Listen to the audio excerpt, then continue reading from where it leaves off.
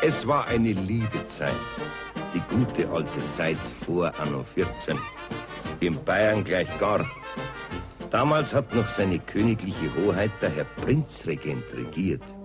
Ein kunstsinniger Monarch, denn der König war schwermütig. Das Bier war noch dunkel und die Menschen waren typisch. Die Burschen schneidig, die Dirndl sittsam und die Honoratioren ein bisschen vornehm und ein bisschen leger. Es war halt noch vieles in Ordnung damals. Denn für Ordnung und Ruhe sorgte die Gendarmerie und für die Gerechtigkeit das königliche Amtsgericht.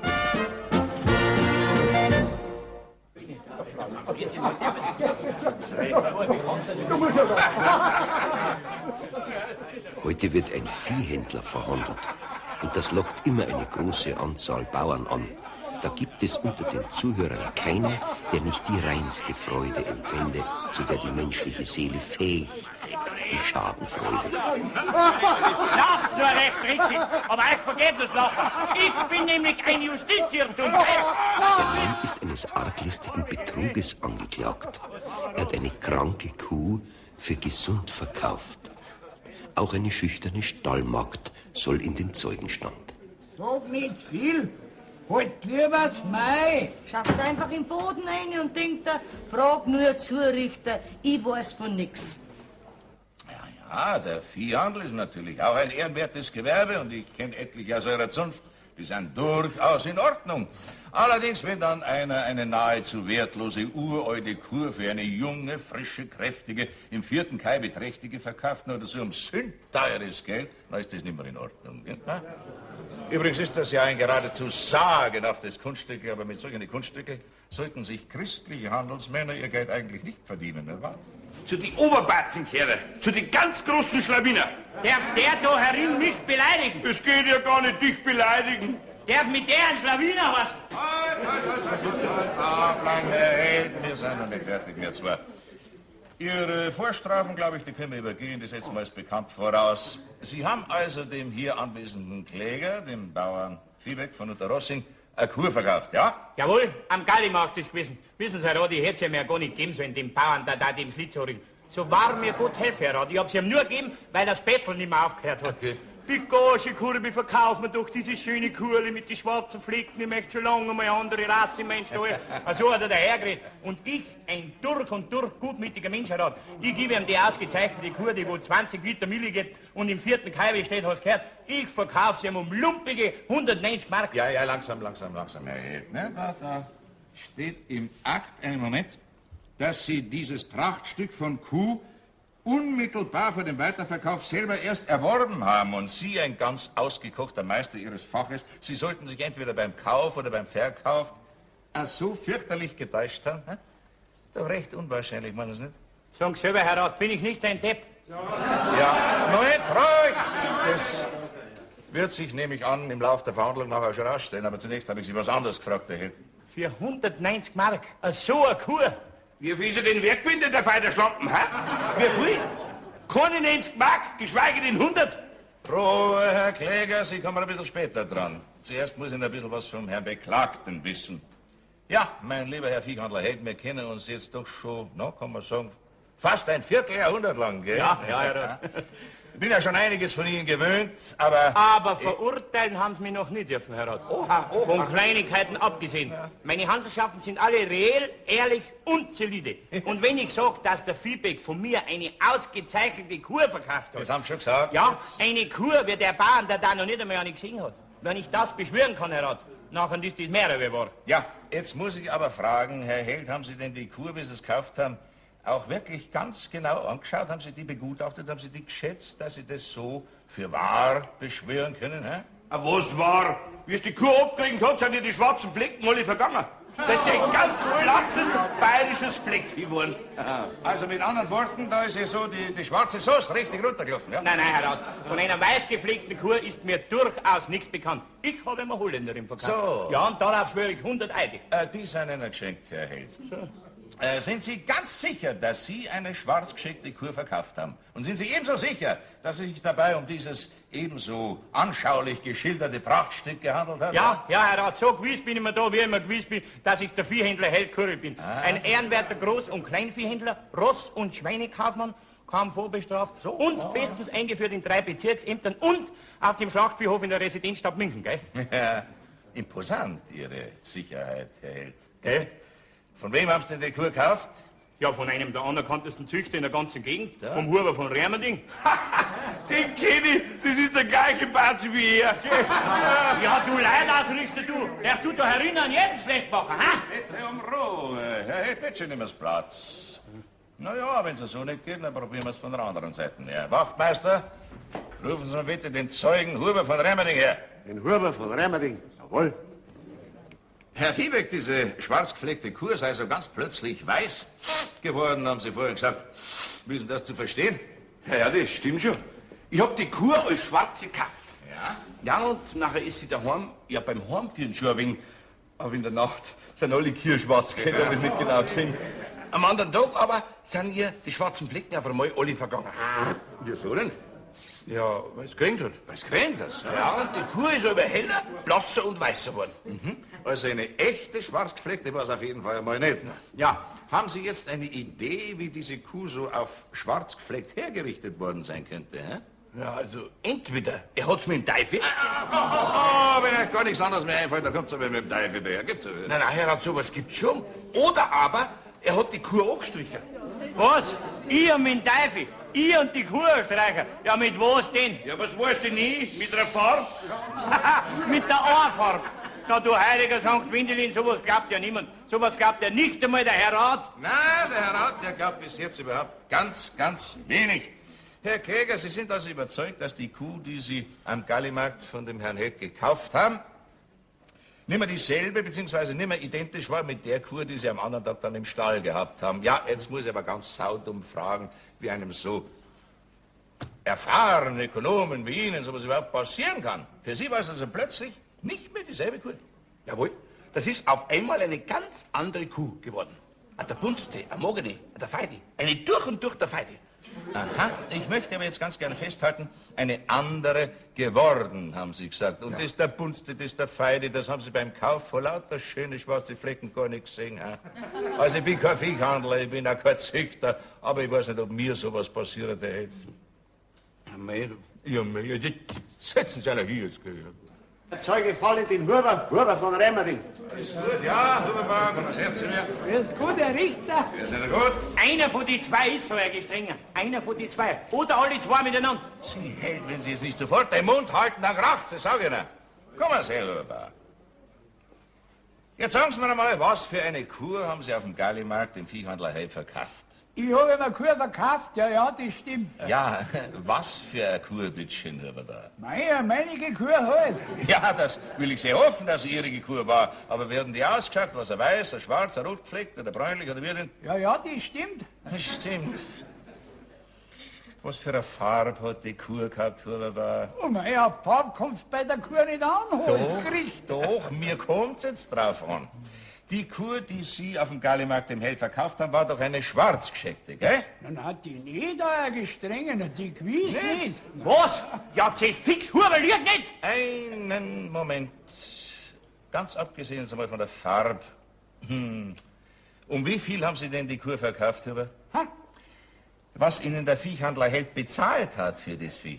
Ja, so was ich gekriegt hab. Ja, das meine ich. Ja, das sind Gewinner, bei so, die ganze 75 Mark. Wie viel? 75 Mark. Ja, Blut von der Katz fliegt doch nicht, Huber.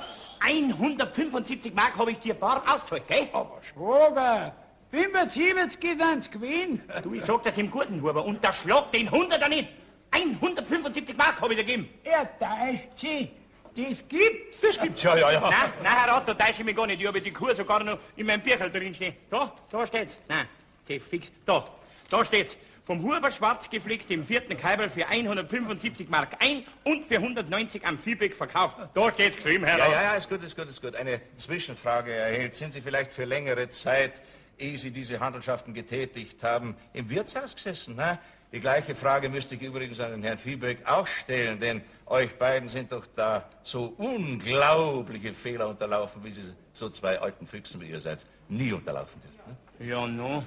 Ja, nu. Ja, mei. Ja, Mag schon sein, mir hast dafür gerade 75 Mark gezahlt. Gerät doch kein Blödsinn daher, du stehst doch schwarz auf weiß, da schau her. 175 Mark für schwarz geflickt im 4. Kaiwal an Huber bezahlt. Herr Rat, sowas muss er doch anerkennen. Das ist doch notarisch und gerichtsmäßig, wo es aufgeschrieben steht, oder? Herr Held, erstens einmal beantworten Sie nicht meine Frage und zweitens erkennt der Zeuge nicht an. Ne? Ja, weil er das eben nicht kapiert, was in meinem Bücherl drin steht. Der Hans Wurst, der Damische. Mein Papier ist geduldig, Schwager. Du, dir gib ich gleich einen Schwager. Sag Wahrheit! Ruhig!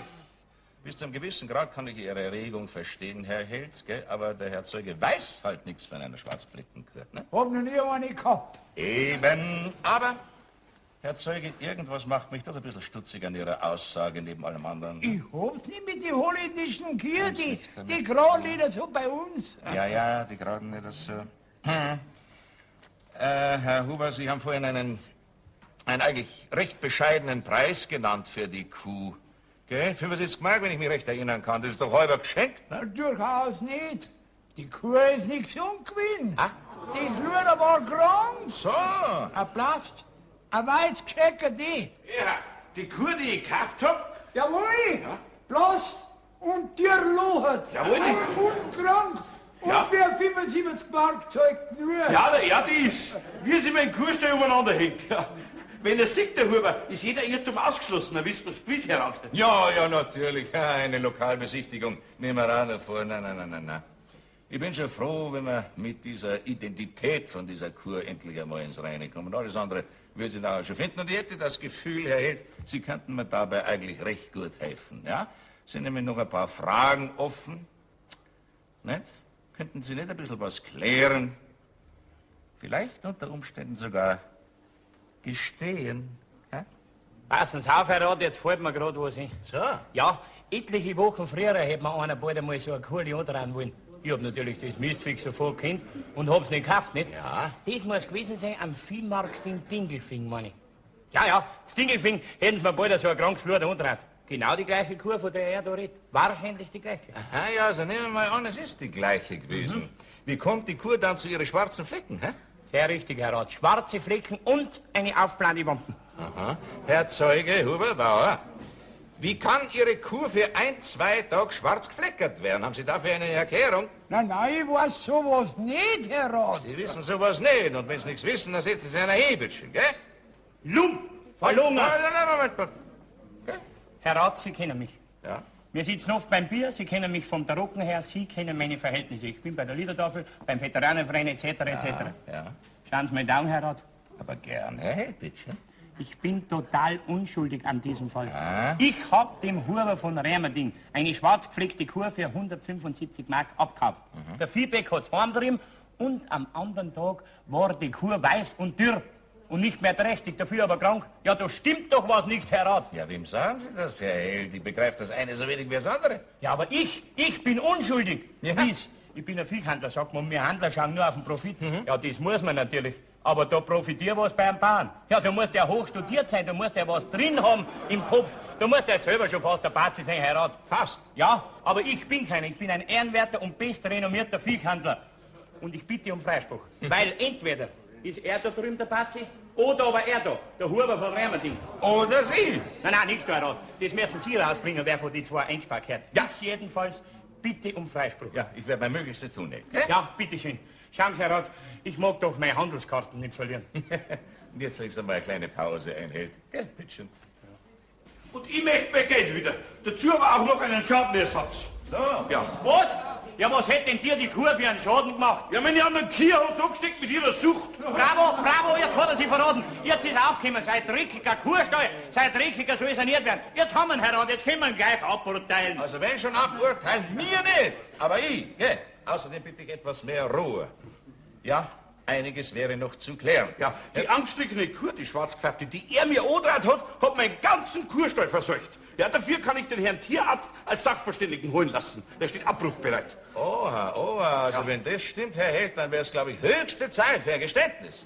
Ja, ich bin doch unschuldig, Herr Rat. Zerfix, total unschuldig. Womit haben Sie die Kuh schwarz gefärbt? Mit Stiefelwichs. Ja, wenn man mit der Hand drüber gestrichen ist, über die Kuh ist man voller Schürcreme geworden. Okay. Und wie Sie es gekauft haben, die Kuh, haben Sie es nicht angelangt, ne? Nein, nicht, dass ich wüsste. Schauen Sie, deshalb habe ich vorhin gefragt, wie lange Sie vorher im Wirtshaus waren, bevor Sie es gekauft haben. Ja, aber es war auch Schürcreme, weil Schweizlerin, die kann das beschwören, ja. Zerfix, das ist nicht wahr. Warum hätte ich die Kuh schwarz zustreichen sollen? Warum denn? Ja, damit niemand merkt, dass die Kuh vom Huber stammt, wo doch jeder weiß, dass die seine Kühe krank und tierlochert sind, ne? Hey, ich bin ein bekannter Viehzüchter. Meine Ochsen sind sehr begehrt. Ja, habt ihr die Ochsen freilich, aber von deinen Kühen graust dann jeden. Ah, und alle Leute haben das gewusst. Ja, 3 Gemeinden im Umkreis weiß man das. So, und nur der mit allen Wassern gewaschene Viehhandlerkabine anhält aus Geistbach hat das nicht gewusst. Ja, freilich habe ich es auch gewusst, Herr Rat. Aber er hat doch selber gesagt zu mir, dass er seine ganze Kühe verkauft hat jetzt. Selber auf den Schlachtviehhof nach München geschickt. Hat er gesagt. Und er hätte bereits seit einem halben Jahr holländische Kühe. Gesund durch und durch, hat der Huber zu mir gesagt. Hab ich nicht gesagt, Herr Gestrengen. Ich habe auch meine Kühe noch, indem mir der Herr Tierarzt allesamt aufhält. Ich hab nur die Weiße hergegeben, weil es bei der am weitesten gefeit hat. Und für die hat er mir 75 Mark gegeben. Jetzt muss er schwören, Herr Rat. Ja, sonst nix mehr. Wegen der Kuh lassen wir hier schwören, wo schon die Meineide so in der Luft liegen. Na. Hier sitzt, mein Herr. Wachtmeister, rufen Sie mal die Zeugin, Therese Huber herein. Huberresel, jawohl. Tu dich nicht verreden, Resel. Nein. Und sagst, Schuhcreme haben wir überhaupt keine im Haus, indem wir unsere Schuhe mit der ganz fetten einschmieren. Ja, mit der ganz fetten. Am besten ist, du sagst überhaupt nichts. Das von der Schurwix auch nicht. Überhaupt nichts sagst, das ist das Allergescheiter. Ja. Na, vielleicht kommst du gar nicht drauf. Aber meine neuen Schuhe, die schmieren wir nicht mit der ganz fetten ein. Das brauchst doch nicht sagen. Na, ist ja dieser Kreis. Hast schon so viel Unglück im Steuer und dann das Kreis auch noch mit der Tochter. Ich heirat schon noch. Nachher bist du mir los. Ach, was? Die Zeugin Huberresel, Bauerntochter von Remmerding. Nein, ist das schön. Jetzt kommt doch ich drauf. Grandiose, jetzt ist Dreck drum. Der Weilerresel, wir sind drauf. Halt dein Mai, sag ich, gell? Na, ist der dieser Kreis. Ich find keinen Bräutigam. Dabei war es nämlich eine gute Partie. Kriegt einmal ein schönes Geld mit, diese gute Hauserin, unsparsam. Ja, mit der war keiner rausgeschmiert. Ha. Ja. Sie arbeiten daheim auf dem elterlichen Hof, natürlich auch im Kuhstall von Resel, nicht? Ich? Ja, gern. Ja. Zurzeit habt ihr ein bisschen Pech im Stall. Das Viech ist nicht so ganz gesund, gell? Ja. Ja. Hat jetzt der Vater kürzlich eine Kuh auf dem Gallimarkt verkauft, und zwar hat er sie so verkauft, wie es ist, oder hat er sie ein bisschen schön putzt, hat er sie ein bisschen gestriegelt, oder ein bisschen besonders hergerichtet, mit Farb zum Beispiel? Hm? Hä? Oder mit Schuhcreme, so mit schwarzer Schurwix zum Beispiel? Wir haben gar keine Schurcreme nicht. Nein, ihr habt gar keine Schuhcreme. Ja, mit was putzt denn Ihre Sonntagsschuhe? Wir schmieren unsere Schuhe mit der ganz fetten ein. Ihre frischen Schuhe, da schmieren Sie doch ganz fetten drauf. Die taten doch sonst nicht so glanzen, ne? Nein, die nicht.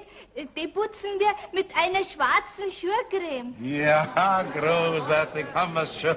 Die schwarze Schuhcreme, naja, für alles andere braucht man kein Hellseher mehr zu sein. Ja, mit Donnerwetter, Puppele mit, warum sagen Sie das nicht gleich, eh? Weil mir's die Mutter nicht erlaubt hat. Sankt Simplicitas. Jetzt hat's geschnackelt, Herr vergötzt Gott, jetzt stifte ihr kürzt den heiligen Judas, der Deus vom Rehmerdinger Kircherl. Das mag ich, aber mich verdächtigen um meine Kiostecker. Ja, jetzt klangt schon wieder mit dem Wasserburg, jetzt darf er schon aufhören. Ja? Bitte um Ruhe reden. Entschuldigen Sie, euer Gestrengen, aber jetzt mal, haben Sie meine Tochter falsch verstanden. Ja, ich wüsste nicht, was da falsch zu verstehen war, Huber. Aber es meint, oh mein, deswegen hat sie schon viel gewonnen. Wegen was? Wegen der Schurcreme halt. Verstehe ich Weil nicht. wir christliche Eltern unsere Tochter von der Sünde der Hochfahrt bewahren haben wollen, nicht wahr? Darum haben wir ihr keine Schurcreme gekauft. Und deswegen waren sie die ganze Zeit. Total verlungen ist das manchmal der Rat. Schuft, Plump, Bazi, Kurstreicher. Der Herr Rat, sparen Sie doch 3 Jahre lang mindestens. Ja, was fällt Ihnen ein, Herr Angeklagter? Was? Ich bin der Angeklagte, der Ehrenmann. Du warst schon der Ehrenmann. Hast du unsere Tochter eben noch nicht verheiratet? Ja, dafür kann ich nix. Wenn du ja grad 4000 Mark mitgeben müsst, dafür kann ich nix. Hast du gesagt, der Gier haben wir Look, heirat sie? Na, und hast du mir Hansen Bauerntochter zugebracht. Ja, gib mir halt 8000 Mark mit, dann bring ich's morgen unter den Haum, nicht? Aber ein Kubipet hast du auf der Steg kassiert. Ach so. Das sind Geschäftsbedingungen, dass man ein Drittel gleich kassiert. Kennst du das? Ja, na, selbstverständlich, solide und reell. Ja. 90 Mal Kubipet hat er von mir kassiert. Für das kriegst du nichts. Dafür schau ich auch, dass ich dein Rutschel unter den Haum bring, nicht? Ja, wie lange dauert nachher dies noch? Das Mädel wird heute älter. Ja, gib mir halt 8000 Mark mit. Geizklung, schlechter. Aber jetzt haben wir gewitt. Jetzt habe ich den Auftrag an einen anderen Handelsmann gegeben. Der wird die Sterne schneller zum Heiraten bringen als wie du. Wissen der Richter, seit 2 Jahren hat er 90 Mark von mir und du hat er dafür nichts. So? Die Gmeinde ist kein Schürhe. Die kriegt um 4000 Mark auch einen Hochzeiter. Natürlich muss der Schmuser was taugen, was verstehen und was unternehmen. Nicht bloß ein Kubipet hinstreichen. Ja, ganz recht. Aber jetzt habe ich keinen Grün mehr gegen den Basi. Jetzt bin ich mit ihm schon wieder quitt. So? 175 Mark hat er mir gezahlt für eine Kuh, die bloß 75 Mark wert war. Ja, jetzt bin ich schon wieder zufrieden. Gingen wir finden ohne den Basi einen Mann. Ja, ich bin schon einer da. Ja, da schaut's. Was, ich lasse euch da so diskutieren, so wie es euch gerade passt und selber sage ich gar nichts mehr dazu. Nein. Die Sitzung ist noch nicht beendet. Lassen Sie dich da ruhig noch da rüber. Kommen Sie mal her, Freund zeigen. Kommen Sie mal ganz nah her zu mir, so. Wir haben's gleich. Ich möchte nur noch wissen, wer hat denn die Kur so wunderschön angemalt? Sie oder der Papa? Na, Mama, Nein! mit meiner Schuhcreme. Ja, geh mit Ihrer Schurke. Ja, das ist ja die allergrößte Gemeinheit. Na, also, zur Not langt's für ein Urteil. Hinsetzen, bitte. Mehr kommt sowieso nicht mehr raus bei der Sache. Aufstehen, bitte. Im Namen seiner Majestät des Königs bzw. seiner königlichen Hoheit des Herrn Prinzregenten ergeht folgender Spruch. Der Angeklagte Corbinian Helz, Viehhändler von hier, wird wegen erwiesener Unschuld. Ja. Die Identität der Kuh konnte erwiesen werden, freigesprochen. Auch wenn alle anderen Umstände dunkler bleiben als die dunklen Flecken auf der Identitätskur. Die Sitzung ist geschlossen. Haha, Resi, jetzt geh her, jetzt schau ich dir gratis um eine Hochzeit und da kann dein Vater gerade sagen, was er mag und gefallen. So hast du einen jeden, weil bei der Nacht sind alle kirschwarz. Und du, Huber, zahlst als Strafe meine gelobte Kürzen für den heiligen Judas der Deus von Wermerdinger Kirche, okay? So ein Hund, Basi.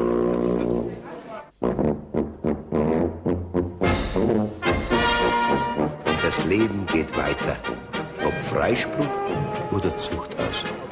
Und auf die Guillotine hat unser Herr Rat niemanden geschickt.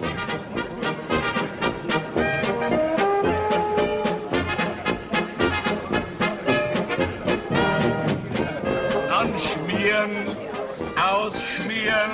Das sind Geschäftsbedingungen. Ja, auf die weißen Flecken der Schuhix ist ja relativ einfach. Naja, diesmal war's ihr ja nicht. Aber was macht er mit den Schwarzen und mit den Bräuten? Zu den Geschäftsbedingungen. Auf die Bräute. Zum Wohl. Prost. Eine liebe Zeit, trotz der Vorkommnisse, menschlich halt. Und darum kommt es immer wieder zu diesen Szenen im königlich bayerischen Amtsgericht.